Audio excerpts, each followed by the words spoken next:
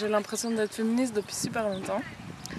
Déjà, peut-être depuis la séparation de mes parents, depuis avoir vu mon père et son patriarcat. Et puis après, du coup, à l'UNIF, j'étais en Sciences Po et j'ai commencé à vraiment travailler sur les questions hommes-femmes, de genre. Et puis j'ai fait un mémoire sur le mouvement féministe et sa transformation en Belgique. Donc voilà, j'étais dedans. Et du coup, après, j'ai voulu bosser là-dedans. Donc direct, j'ai cherché un boulot dans une association et j'ai été engagée à Vie Féminine, qui est un mouvement d'éducation permanente, mais donc ça correspond un peu à l'éducation populaire de France. Et moi, je fais de la recherche pour ce mouvement-là. À partir du travail qu'on fait sur le terrain avec les femmes, dans des maisons de femmes, voilà, quelles conclusions on en tire et quels messages on relaye par rapport à la vie, au quotidien, aux réalités que vivent les femmes. Et c'est surtout un mouvement qui travaille avec les femmes des milieux populaires. Donc voilà, c'est aussi cette parole-là qui est peut-être moins entendue dans le mouvement féministe, qui peut-être regroupe plus une élite en question. Et voilà, et du coup, ça c'est mon boulot, mais à côté de ça, en fait, je milite dans tout un tas de trucs liés aussi aux questions de femmes, des collectifs plus ponctuels, plus dynamiques et tout, parce que justement, Vie Féminine, c'est un mouvement de masse qui représente énormément de femmes, donc ça nous donne du poids, mais tout va très lentement pour prendre des décisions, c'est chaque fois des processus très longs, etc.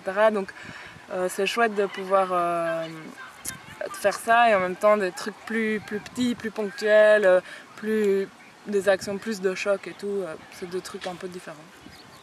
Ok, et est-ce que tu peux me dire par exemple comment tu as entendu parler de ce camp, comment tu es venue, ce que tu en penses?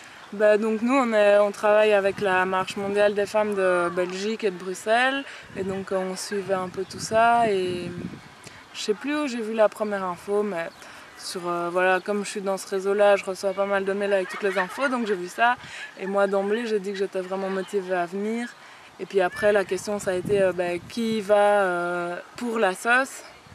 Donc il y a eu un peu des négociations. Est-ce que c'était mieux que ça avait plus de sens que ce soit des bénévoles ou des permanentes qui puissent ramener aussi de la matière pour notre travail et tout. Donc on a coupé la part en deux et on est venu à 5 avec 2 jeunes femmes bénévoles dans le mouvement et 3 permanentes. Et donc c'est cool parce que je viens pour le boulot, donc c'est chouette, je suis contente. Et selon toi, c'est quoi ton féminisme? À mon avis, plus on est féministe, plus c'est une question qui est compliquée. Mais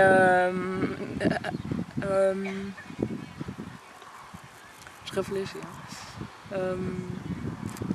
En tout cas, pour moi, il y a de moins en moins de réponses évidentes dans le féminisme et il y a de plus en plus de féminismes différents et c'est très bien comme ça. Et à partir du moment où une femme se dit qu'elle est féministe, pour moi c'est bien, j'ai rien à dire là-dessus, c'est qu'elle l'est à sa façon. Et moi, ma façon de l'être, c'est moi me sentir de plus en plus forte à travers des idées, mais aussi et de plus en plus à travers des pratiques. Parce que comme je viens plutôt de la recherche, pour moi c'était la théorie très tôt, mais bon, finalement, qu'est-ce que ça veut dire dans notre vie et dans les pratiques horizontales et solidaires entre femmes, de respect de toutes les femmes, c'est plutôt ça. Et aussi les pratiques autonomisantes par rapport à notre vie, à notre corps, se réapproprier ce qui nous appartient, se reconstruire de nouveaux savoirs qui viennent de nous, qui viennent des expériences des femmes, des savoirs des femmes. Voilà un beau programme. Qu'est-ce que tu penses de cette idée de non-mixité sur le camp? Moi, je serais même pas venue si c'était mixte. Je trouve que c'était une condition pour avoir du sens. Non, je suis super radicale là-dessus parce que des endroits de non-mixité où on parle des hommes et des femmes, il y en a partout. On est tous, tout le temps, toutes, tout le temps en train de parler de ça avec des hommes dans nos vies, dans notre entourage, dans notre boulot. Et donc, ce dont on a besoin, c'est des moments pour en parler entre femmes, entre féministes, entre jeunes féministes. Et pour moi, ce débat-là et devoir tout le temps se rejustifier là-dessus, sur cette évidence, c'est vraiment l'expression d'un patriarcat encore super fort, que ce soit toujours pas admis sur ce sujet-là, et que ça puisse avoir du sens d'être entre femmes. Alors que voilà, c'est toujours les mêmes exemples qu'on prend, mais c'est comme si des syndicalistes devaient faire des réunions avec les patrons ou voilà, pour moi, c'est notre lutte, ça nous appartient et c'est à nous de la faire. Et on sait bien sûr que quand il y a des hommes, il y a des rapports de pouvoir qui s'installent, les hommes monopolisent la parole, intimident les femmes, leurs pensées ont plus de valeur quoi qu'ils disent. Donc pour moi, c'est vraiment fondamental que ce soit non mixte. D'accord. Et pour toi, est-ce que tu trouves que c'est juste qu'il y ait un regroupement de jeunes? Alors là,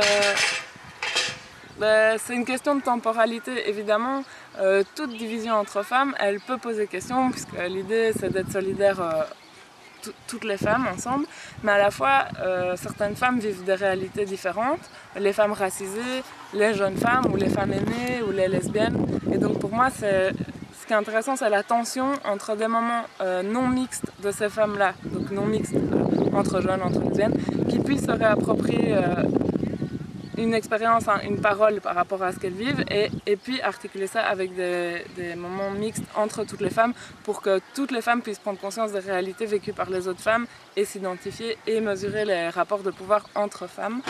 Donc ça a du sens ponctuellement de se regrouper entre jeunes femmes pour après pouvoir communiquer entre femmes tout ce qu'on se dit ici et comme nos conclusions ou nos pratiques, elles pourront être précieuses pour toutes les femmes. Le vent